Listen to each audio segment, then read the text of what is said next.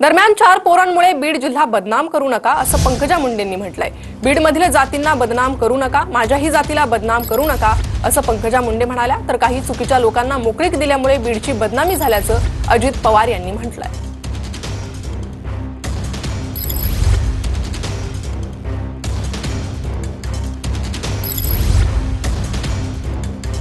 तर माझ्या जातीला बदनाम करू नका असं पंकजा मुंडेंनी म्हटलंय। तर चुकीच्या लोकांना मोकळीक दिल्यामुळे बीड बदनाम झालं असं अजित पवार यांनी म्हटलेलं आहे। तर बीडमधील जातींना बदनाम करू नका, 4 पोरांमुळे बीडला बदनाम करू नका असं बीडच्या कार्यक्रमात बोलताना पंकजा मुंडे यांनी हे वक्तव्य केलेलं आहे। तर काही चुकीच्या लोकांना मोकळीक दिल्यामुळे बीडची बदनामी झाली असं या कार्यक्रमात अजित पवार यांनी म्हटलेलं आहे।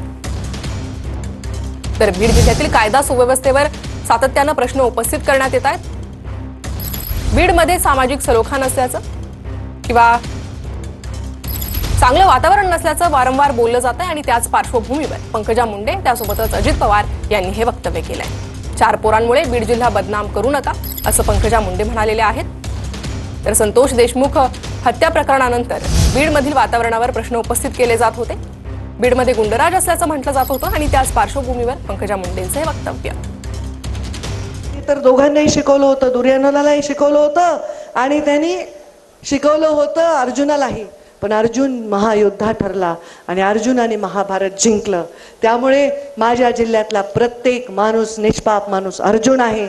उगी 4 गोष्टींमुळे 4 पोरांमुळे माझ्या जिल्ह्याला बदनाम करू नका, माझ्या जिल्ह्यातल्या जातींना बदनाम करू नका, माझ्याही जातीला बदनाम करू नका।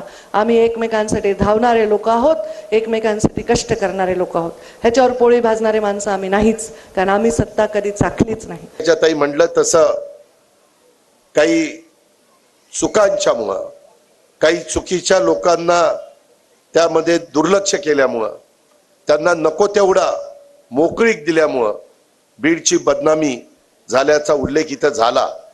परंतु त्याच्यात आता जास्त वेळ न घालवता पुन्हा एकदा नव्या उभारीनं आपण सगळेजण जो आपला पहिला नावलौकिक व स्वर्गीय गोपीनाथ मुंडे साहेबांच्या काळातला होता पुन्हा निर्माण करण्याचं काम आपण सगळेजण मिळून करूया।